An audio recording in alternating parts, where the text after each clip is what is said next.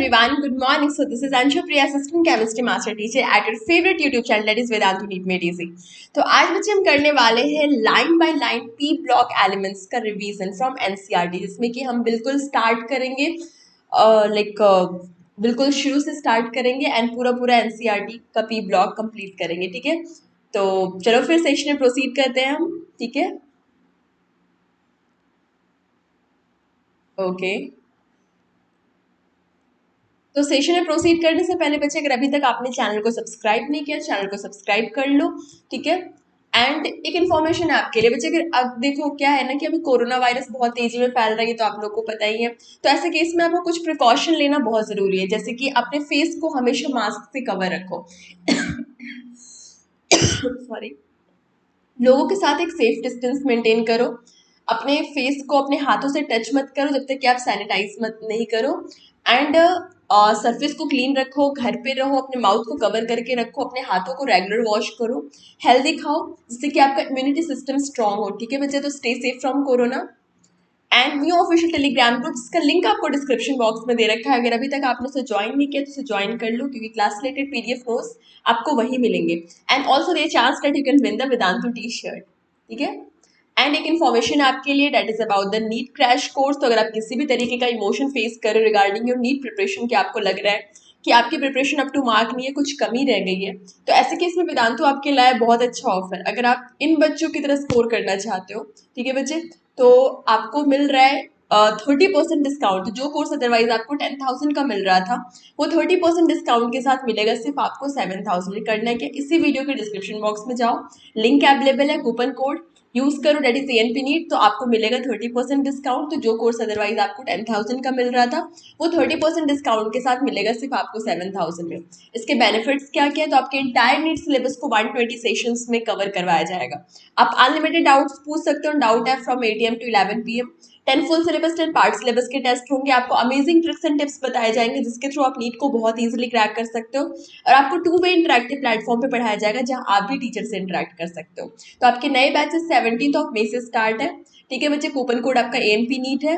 और all India mock test आपका 23 मई को होने वाला. रजिस्टर करने के लिए लिंक आपको डिस्क्रिप्शन बॉक्स में गिवन है. ठीक है बच्चे, तो रजिस्टर नाउ.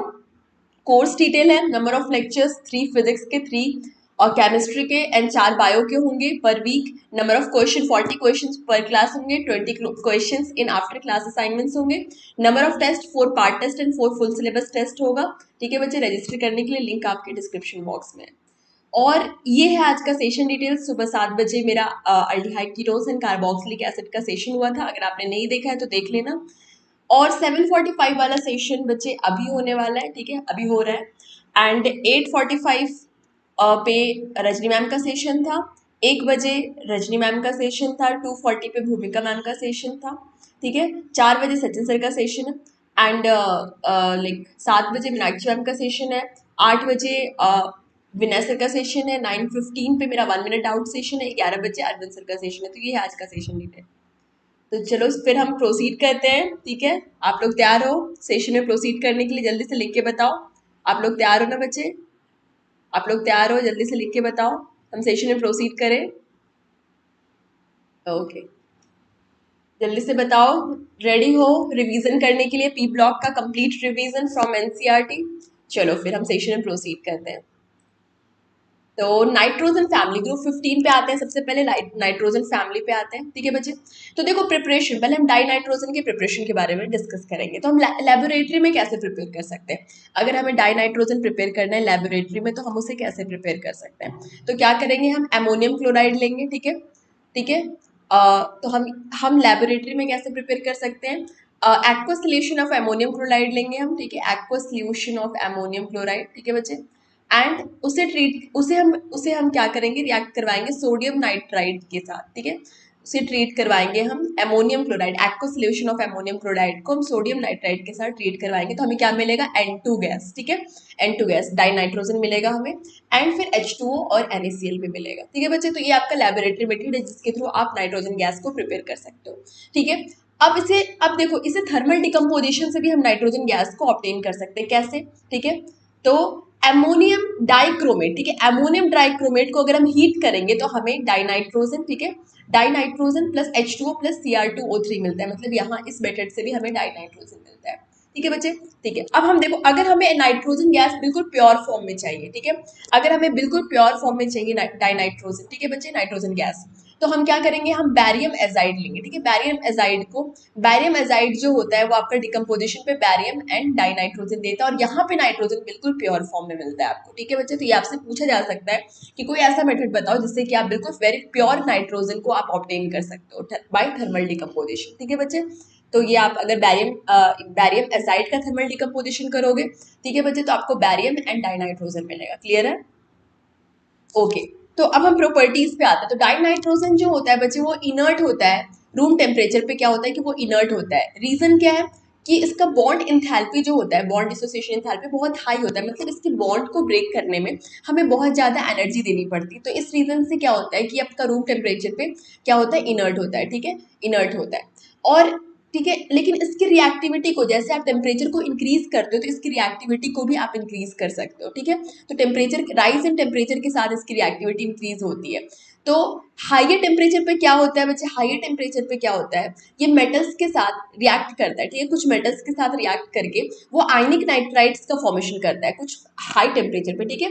रूम टेम्परेचर पे तो इसका बॉन्ड डिसोसिएशन, मतलब रूम टेम्परेचर पे इसका रिएक्शन जो है उतना फेवरेबल नहीं होता, लेकिन अगर आप टेम्परेचर को इंक्रीज करोगे तो क्या होता है, फिर वो रिएक्शन देगा, ठीक है। तो मेटल के साथ रिएक्ट करके वो आयनिक नाइट्राइड्स का फॉर्मेशन करेगा, ठीक है, एंड नॉन मेटल के साथ रिएक्ट करके वो कोवैलेंट नाइट्राइड्स का फॉर्मेशन करेगा। फ्यू रिएक्शंस देखते हैं हम। तो लिथियम को हमने डाइनाइट्रोजन के साथ रिएक्ट करवाया, हीट दिया, ठीक है, तो हाई टेम्परेचर पे क्या हुआ, तो लिथियम नाइट्राइड मिला आपको। मैग्नीशियम को अगेन हमने डाइनाइट्रोजन के साथ ट्रीट करवाया, नाइट्रोजन गैस के साथ हीट, ठीक है, टेम्परेचर देना इंपॉर्टेंट है, तो आपको मैग्नीशियम नाइट्राइड मिला, ठीक है बच्चे। अब देखो, अब हम एमोनिया का फॉर्मेशन कैसे कर सकते हैं। तो बच्चे एमोनिया को क्या कर सकते हैं, एमोनिया का फॉर्मेशन बहुत ही well known reaction that is Haber's process, उसके थ्रू हम एमोनिया का फॉर्मेशन कर सकते हैं। तो कैसे, नाइट्रोजन गैस, ठीक है, नाइट्रोजन गैस को हम हाइड्रोजन गैस के साथ ट्रीट करेंगे इन 773 kelvin temperature, high temperature and pressure होता है, and in presence of catalyst, जैसे कि आपका आप चीप कैटलिस्ट यूज कर सकते हो, जैसे आयरन यूज कर सकते हो, तो आपको आपको एमोनिया मिल जाता है, ठीक है। इस प्रोसेस को हम हार्बर्स प्रोसेस कहते हैं, ठीक है, हार्बर्स प्रोसेस कहते हैं। चलो फिर अगेन अब हम देखते हैं नाइट्रिक एसिड को हम कैसे प्रिपेयर कर सकते हैं। तो लार्ज स्केल पे, मतलब कमर्शियल लेवल पे क्या होता है कि नाइट्रिक एसिड को आप ऑस्वाल्स प्रोसेस से जो है वो आप फॉर्म कर सकते हो, ठीक है, ऑस्वाल्स प्रोसेस से आप प्रिपेयर कर सकते हो। इसमें क्या होता है, पहले हम एमोनिया लेते हैं, एमोनिया को हम O2, ठीक है, फ्रॉम एयर, ठीक है, O2 के प्रेजेंस में, ऑक्सीजन गैस के प्रेजेंस में ट्रीट करते हैं, क्या देते हैं, platinum rhodium Gauss catalyst and 500 kelvin temperature 9 bar pressure देते हैं। तो हमें क्या मिलता है, नाइट्रिक ऑक्साइड मिलता है एंड H2O मिलता है। अब ये जो नाइट्रिक ऑक्साइड हमें यहाँ पे मिला है उसे हम क्या करेंगे, O2 गैस के प्रेजेंस में ट्रीट करेंगे तो हमें नाइट्रोजन डाइऑक्साइड मिलेगा, ठीक है बच्चे।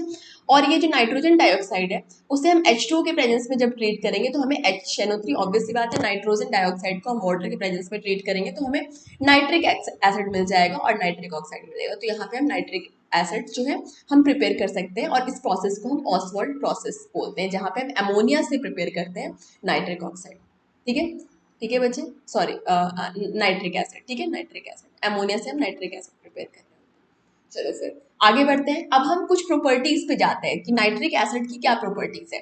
तो अगर हम कॉपर के प्रेजेंस में nitric acid, dilute nitric acid को ट्रीट करेंगे तो हमें copper nitrate and nitric oxide मिलेगा और प्लस H2O मिलेगा, ठीक है। यहाँ पे हम डाइल्यूट नाइट्रिक एसिड यूज कर रहे हैं, ठीक है बच्चे, तो हमें नाइट्रिक ऑक्साइड मिलता है और कॉपर नाइट्रेट मिलता है, ठीक है। और फिर हम बैलेंस कर दो, ठीक है। तो आपका फिर अगर आप कॉन्सेंट्रेटेड नाइट्रिक एसिड के प्रेजेंस में ट्रीट कर रहे हो, ठीक है, कॉन्सेंट्रेटेड नाइट्रिक एसिड के प्रेजेंस में कॉपर को ट्रीट कर रहे हो, तो अगेन आपको कॉपर नाइट्रेट मिलेगा, लेकिन यहाँ पे नाइट्रोजन डाइऑक्साइड मिलेगा। गैस आपको कौन सा मिलेगा, इसमें आपको नाइट्रिक ऑक्साइड मिल रहा था, यहाँ पे आपको नाइट्रोजन डाइऑक्साइड मिलेगा और H2O। अगेन अब हम जिंक के साथ रिएक्शन देखते हैं नाइट्रिक एसिड का।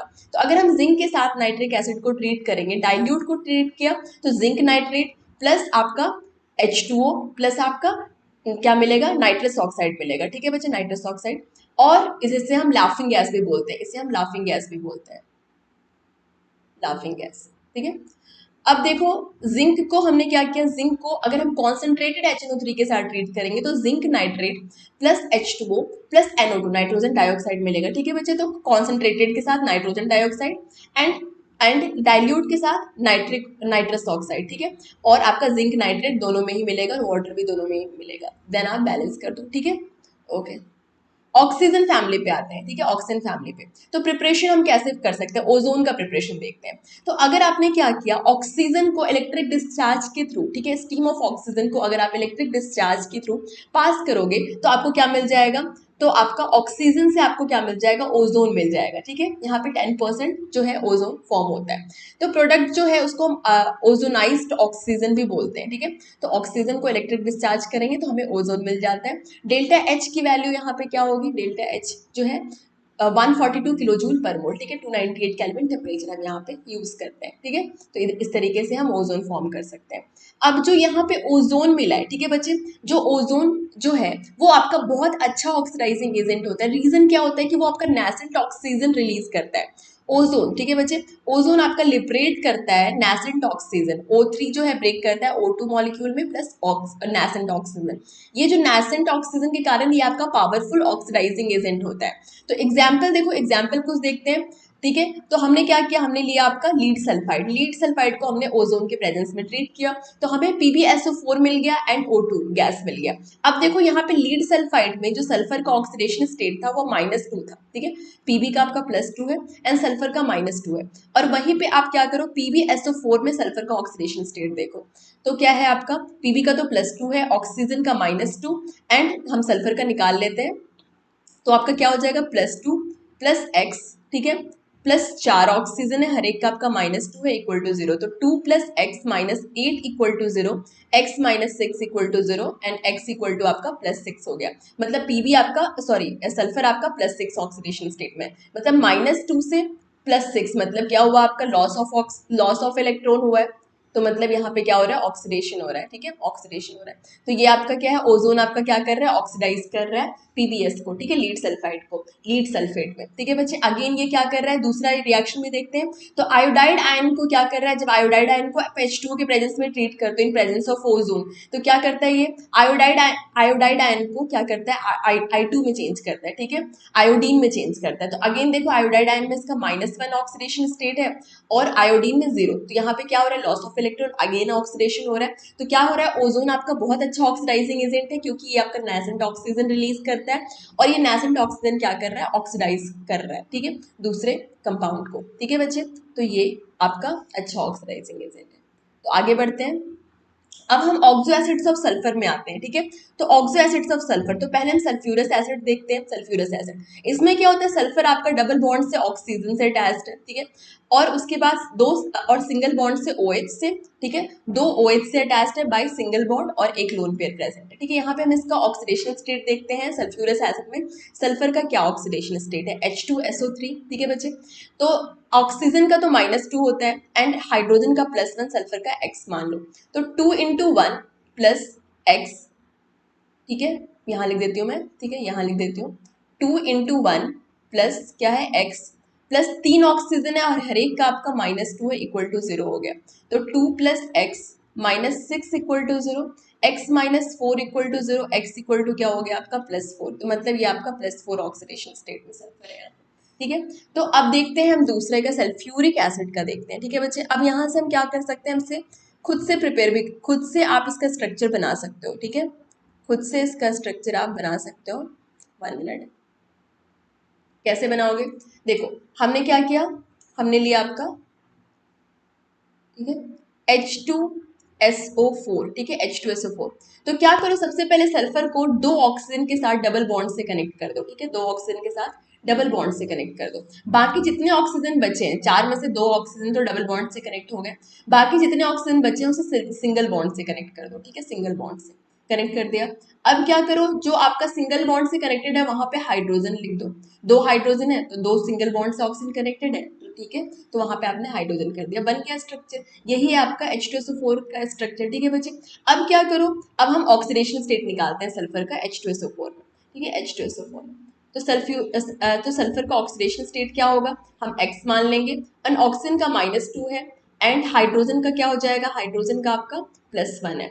तो क्या हो जाएगा आपका 2 × 1 प्लस S, ठीक है, प्लस आपका 4 ऑक्सीजन है, हर एक का -2 है, इक्वल टू 0।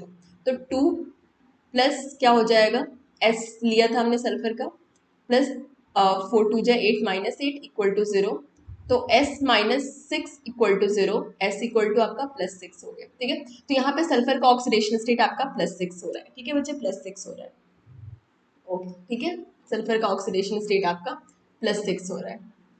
अब हम नेक्स्ट देखते हैं पेरोक्सो डाइसल्फ्यूरिक एसिड। पहले हम इसका स्ट्रक्चर बनाएंगे,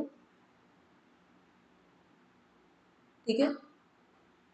पेरोक्सो डाइसल्फ्यूरिक एसिड, पहले हम इसका स्ट्रक्चर बनाते हैं, ठीक है। तो क्या है इसका, 1 मिनट,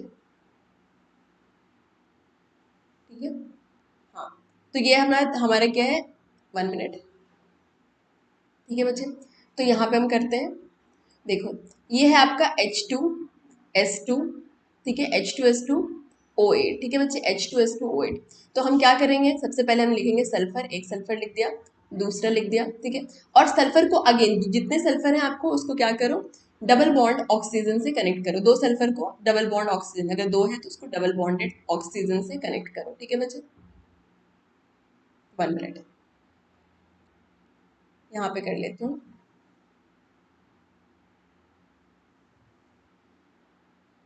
इसे क्या करो, डबल बॉन्डेड, ठीक है। दो सल्फर को आप पहले, 1 मिनट,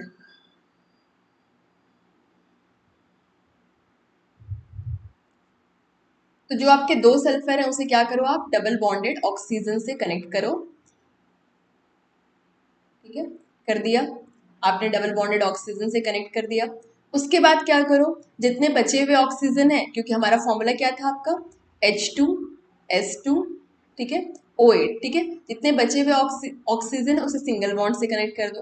तो सिमेट्रिकल रखना है आपको, एक इस साइड आएगा, एक इस साइड आएगा, ठीक है। सल्फर मैक्सिमम 6 बॉन्ड ही बना सकता है, तो बाकी जो आपके दो बचे हुए हैं, 6 हो चुके हैं, 7 8, दो बचे हैं, बीच में आ जाएगा, ठीक है, बीच में।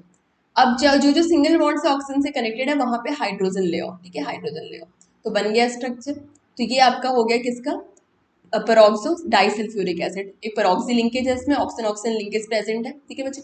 अब हम क्या करेंगे, इसका ऑक्सीडेशन स्टेट निकालेंगे।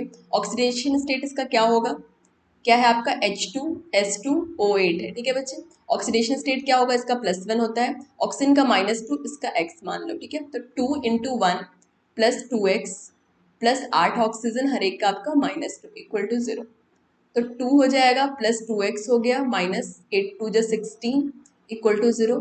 2x माइनस 8 2 16 है ना, 8 2 16, और माइनस कितना हो जाएगा यहाँ पे, 14 हो जाएगा, okay, 14 equal to 0। 2x equal to हो जाएगा 14, x इक्वल टू 7। लेकिन बच्चे सल्फर का कभी भी ऑक्सीडेशन स्टेट +7 नहीं हो सकता, उसका मैक्सिमम +6 ही होगा, तो +6 ही इसका ऑक्सीडेशन स्टेट लेंगे, जो इसका मैक्सिमम ऑक्सीडेशन स्टेट है।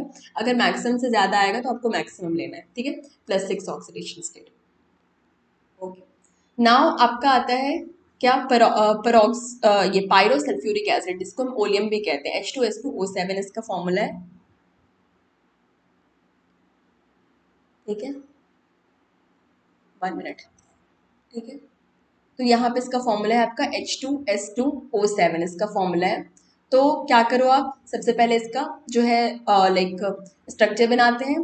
तो एक सल्फर लिख दिया यहाँ, दूसरा सल्फर यहाँ लिख दिया। अगेन हम क्या करेंगे, पहले डबल बॉन्डेड ऑक्सीजन, दो डबल बॉन्डेड ऑक्सीजन के साथ हर एक सल्फर को कनेक्ट करेंगे, ठीक है। उसके बाद क्या करेंगे, 7 ऑक्सीजन है, सिमेट्रिकल लिखो, एक इस साइड आएगा, दूसरा इस साइड आएगा, एंड बाकी जो बचा हुआ ऑक्सीजन है वो किधर आ जाएगा, बीच में आ जाएगा। बाकी जो आपका सिंगल बॉन्ड से ऑक्सीजन कनेक्टेड है वहां पे आपका हाइड्रोजन आ जाएगा, दो हाइड्रोजन भी है, तो सिंगल बॉन्ड से कनेक्टेड ऑक्सीजन के साथ चला जाएगा वो, ठीक है। तो अब देखो क्या है कि अगर इसका आपको ऑक्सीडेशन स्टेट निकालना है तो कैसे निकालोगे, यहाँ निकाल लेते हैं। H2 सल्फर का ऑक्सीडेशन स्टेट H2S2O7, ऑक्सीजन का -2 हो गया, हाइड्रोजन का +1 हो गया, सल्फर का क्या हो गया, x हो गया, ठीक है।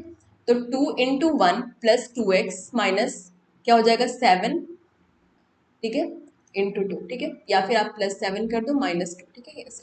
तो हो जाएगा 2 + 2x -14 equal to 0, 2x -12 equal to 0, 2x equal to हो गया 12, x इक्वल टू हो गया कितना, +6। तो यहाँ पे सल्फर का ऑक्सीडेशन स्टेट आपका +6 आया, ठीक है, +6 ऑक्सीडेशन स्टेट आया।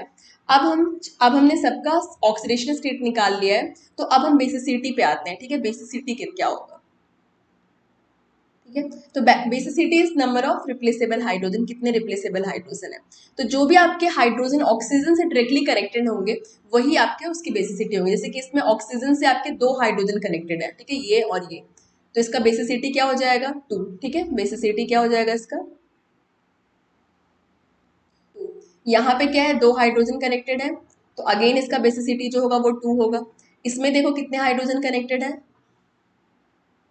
इसका अगर हम देखते हैं 1 मिनट, पेरोक्सो सल्फ्यूरिक एसिड का अगर हम देख इस पहले इसका देख लेते हैं, इसमें कितने कनेक्टेड है, दो कनेक्टेड है।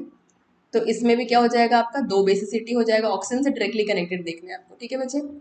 और इसमें भी आपका दो होगा क्योंकि दो आपका ऑक्सीजन से डायरेक्टली कनेक्टेड है। तो आपका इस तरीके से जो है आप बेसिसिटी डिसाइड करते हो, जो भी आपका ऑक्सीजन से डायरेक्टली कनेक्टेड हाइड्रोजन होता है वो आपका रिप्लेसेबल हाइड्रोजन होता है। आगे बढ़ते हैं, अब हम केमिकल रिएक्शंस पे आते हैं। तो सल्फ्यूरिक एसिड का क्या रिएक्शन होगा। तो बच्चे सल्फ्यूरिक एसिड क्या होता है, बहुत अच्छा डिहाइड्रेटिंग एजेंट होता है। वो क्या करता है, आपका वाटर मॉलिक्यूल का लॉस करवा देता है। तो सल्फ्यूरिक एसिड आपका क्या करता है, वाटर मॉलिक्यूल का लॉस करवा देता है। तो अगर मान लो कि आपने क्या किया, आपने सुक्रोज को ट्रीट किया, ठीक है, सुक्रोज को ट्रीट किया आपने C12H22O11, तो आपको क्या मिलेगा 12 कार्बन एंड आपका 11 मोल्स ऑफ H2 रिलीज हुआ। तो देखो यहाँ पे H2 रिलीज हुआ है, ठीक है बच्चे। तो आप क्या करोगे, तो इस H2SO4 का क्या काम होता है, ये आपका वाटर मॉलिक्यूल को रिलीज करता है, ठीक है, वाटर मॉलिक्यूल को रिलीज करवा देता है, ठीक है। ओके, तो ये आपका डिहाइड्रेटिंग एजेंट होता है, ये आपका वाटर मॉलिक्यूल को रिलीज करवा देता है। ओके, तो अगर आपने क्या किया कि लाइक हॉट, देखो आपका हॉट कॉन्सेंट्रेटेड जो आपका सल्फ्यूरिक एसिड होता है वो आपका माइल्ड ऑक्सीडाइजिंग एजेंट होता है, मतलब कि वो इंटरमीडिएट होता है between phosphoric acid and nitric acid, मतलब नाइट्रिक एसिड से कम एंड फॉस्फोरिक एसिड से ज़्यादा अच्छा ऑक्सीडाइजिंग एजेंट होता है। तो क्या हुआ, देखो एक कुछ रिएक्शंस देखते हैं जहाँ पे वो आपका रिड्यूसिंग एक्शन परफॉर्म कर रहा है। कुछ रिएक्शंस हम देख लेते हैं उसका। तो कॉपर को अगर आपने H2SO4 के प्रेजेंस में, हॉट कॉन्सेंट्रेटेड H2SO4 के प्रेजेंस में ट्रीट किया तो कॉपर सल्फेट मिल जाएगा। देखो यहाँ पे कॉपर का ऑक्सीडेशन स्टेट 0 था और कॉपर सल्फेट में इसका +2 ऑक्सीडेशन स्टेट है, ठीक है, तो ऑक्सीडेशन हो रहा है, ठीक है बच्चे। एंड साथ में आपका H2SO4 में क्या है, इसका +6 ऑक्सीडेशन स्टेट होता है, अभी हमने देखा है, ठीक है। एंड SO2 में क्या होता है, सल्फर का ऑक्सीडेशन स्टेट।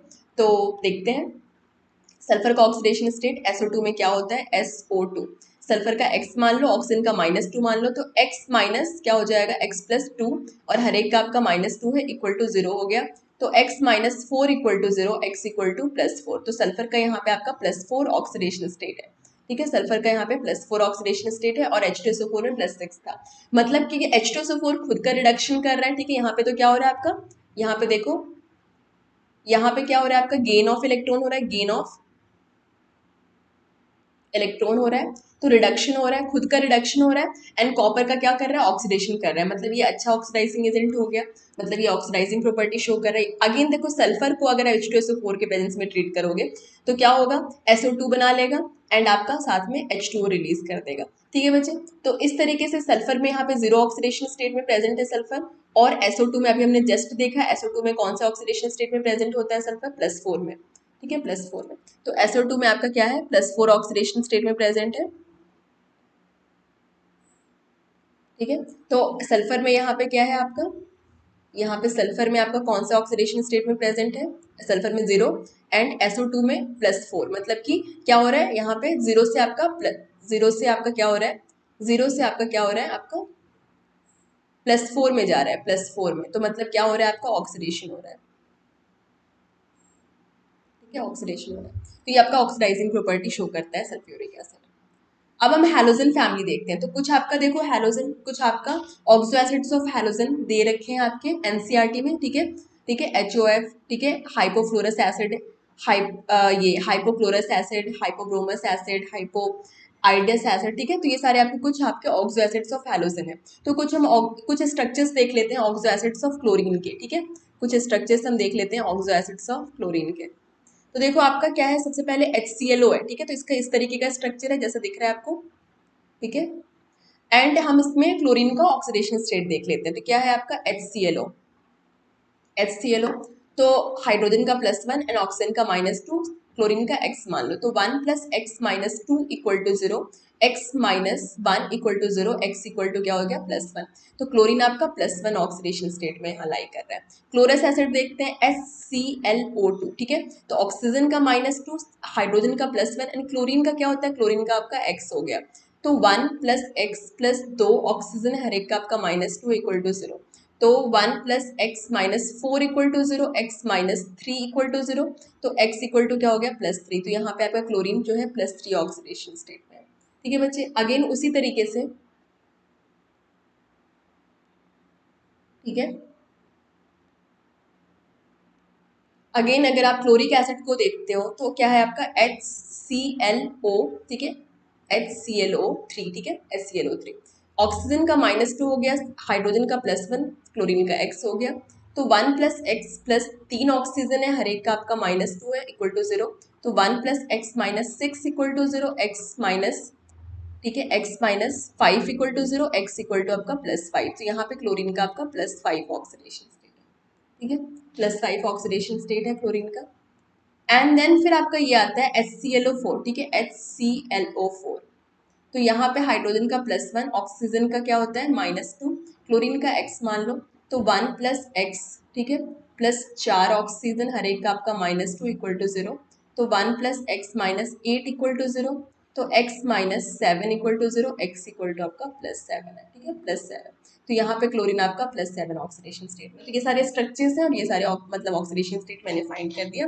तो ये आपका structures of oxo acids of chlorine है। ठीक है बच्चे, आगे बढ़ते हैं।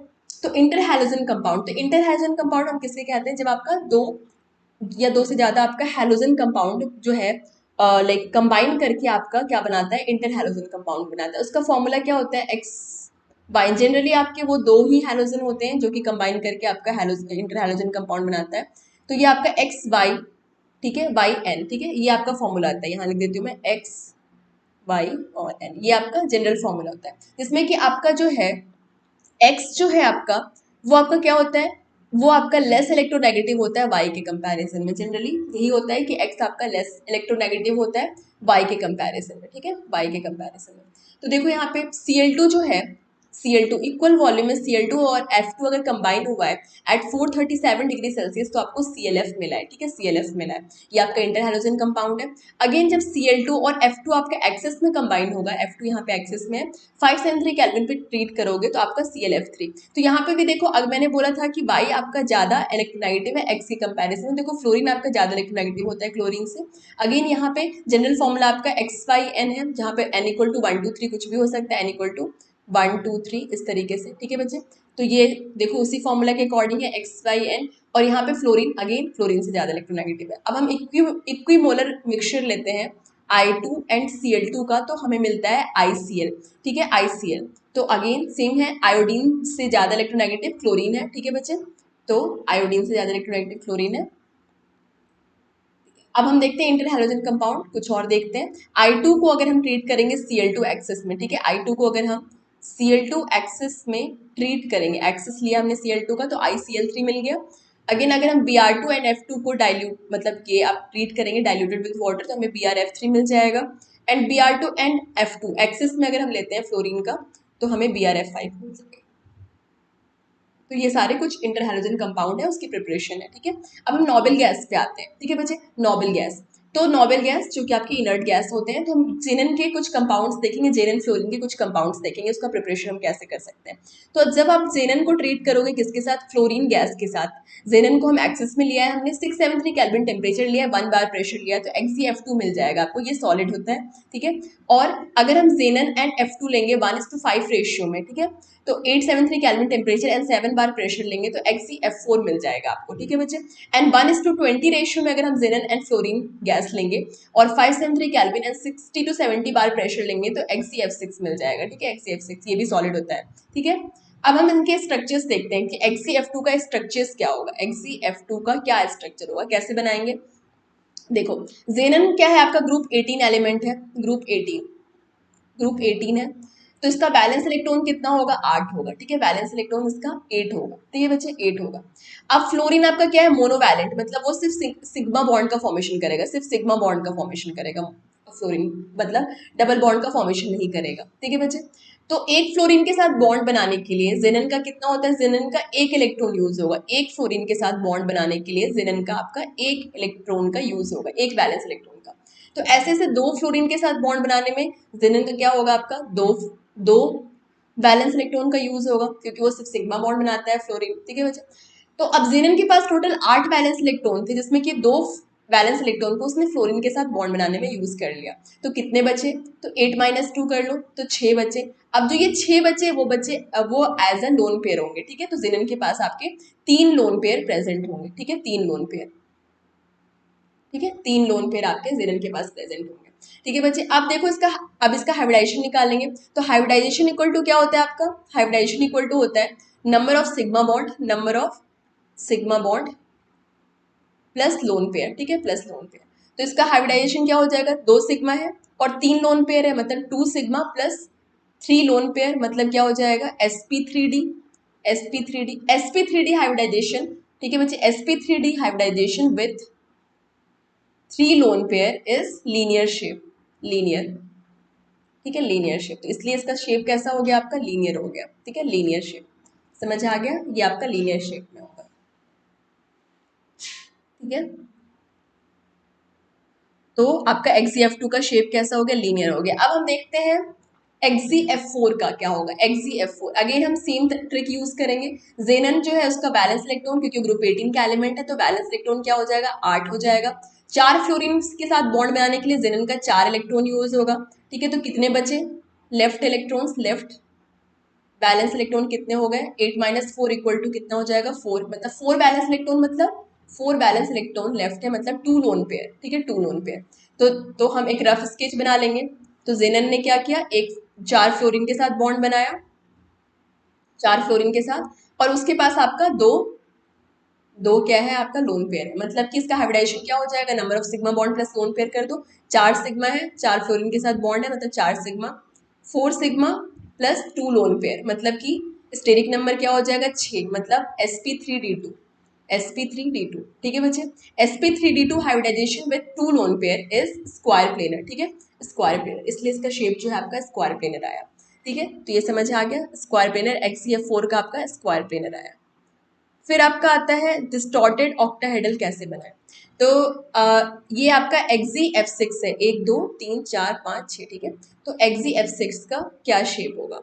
तो जेनन अगेन देखो यहाँ पे जेनन का बैलेंस इलेक्ट्रॉन कितना होगा, 8 होगा। उसने 6 फ्लोरीन के साथ बॉन्ड बनाया, मतलब लेफ्ट बैलेंस इलेक्ट्रॉन कितने होंगे, 8 - 6, मतलब 2, मतलब कि एक लोन पेयर, ठीक है, एक लोन पेयर।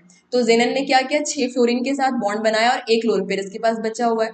तो क्या है, कितने सिग्मा बॉन्ड है, 1 2 3 4 5 6, 6 सिग्मा बॉन्ड है, 6 sigma plus 1 lone pair, steric number क्या हो गया, 7, एंड 7 देखो 7 मतलब sp3d3।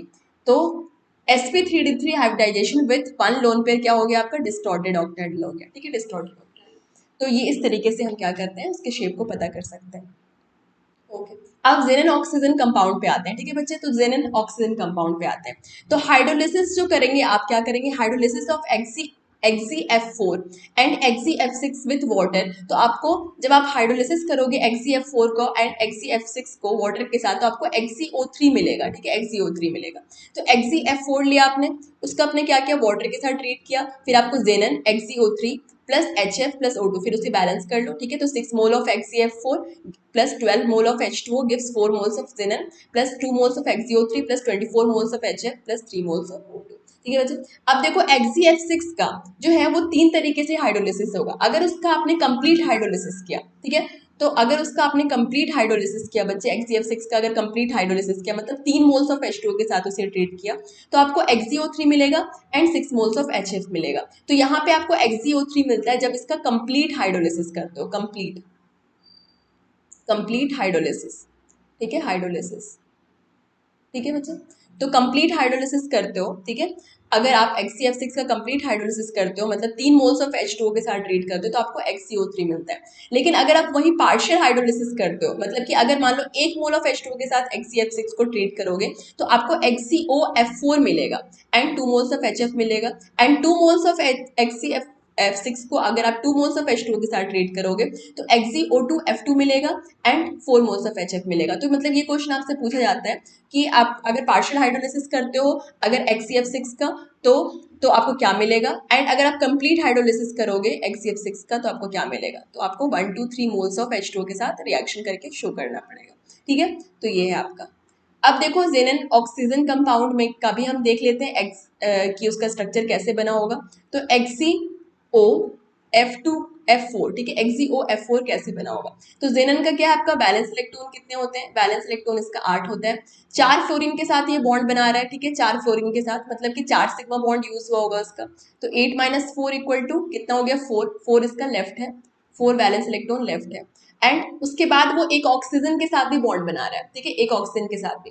तो एक ऑक्सीजन के साथ देखो, ऑक्सीजन आपका डबल बॉन्ड का फॉर्मेशन करता है, ठीक है, डबल बॉन्ड का, डाइवैलेंट होता है वो। तो सिंस वो डबल बॉन्ड का फॉर्मेशन कर रहा है, मतलब कि वो आपका जिनन का 2 इलेक्ट्रॉन यूज करेगा, ठीक है।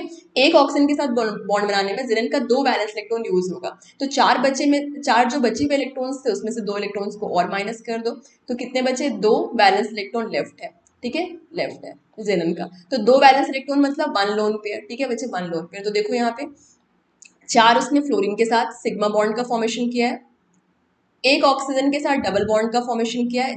एक डबल बॉन्ड में बच्चे एक पाई बॉन्ड और एक सिग्मा बॉन्ड होता है एक डबल बॉन्ड में, और एक लोन पेयर है इसके पास। तो इसका हाइब्रिडाइजेशन क्या हो जाएगा, 4 सिग्मा प्लस, ठीक है, 4 सिग्मा है ना, 1 2 3 4, नहीं 5 सिग्मा, ठीक है, 5 सिग्मा प्लस 1 लोन पेयर, ठीक है, 1 लोन पेयर। तो क्या हो जाएगा हाइब्रिडाइजेशन, फिर से लिख देती हूँ मैं, यहाँ पे लिख देती हूँ, 5 sigma plus 1 lone pair, steric number हो गया 6, मतलब sp3d2, ठीक है, hybridization sp3d2 hybridization with 1 lone pair is square pyramidal, ठीक है, स्क्वायर पिरामिडल। तो इसका शेप आपका स्क्वायर पिरामिडल है।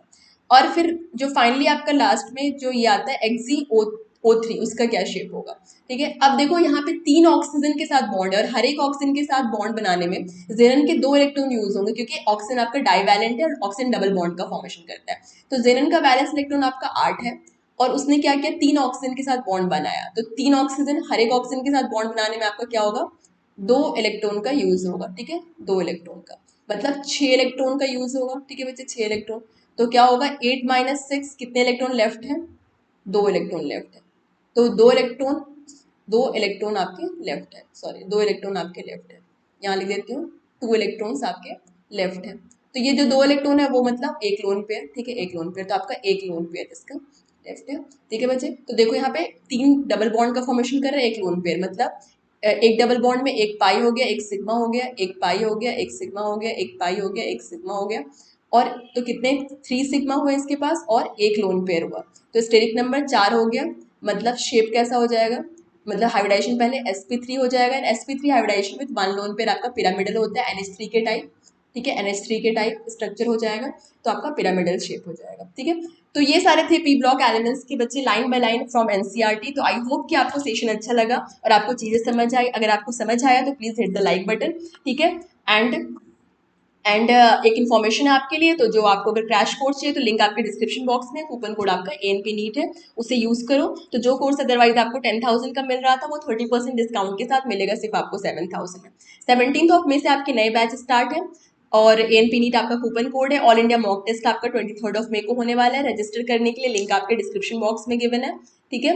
एंड ये आपका वेदांतों का ऐप है, इसे डाउनलोड करना मत भूलना, इसमें बहुत सी चीजें अवेलेबल है। And do not forget to subscribe your favourite Vedantu NEET मेडिंग चैनल, अगर अभी तक आपने इसे सब्सक्राइब नहीं किया, be the part of our family. तो बाय बच्चे, टेक केयर, मिलते हैं, चलो फिर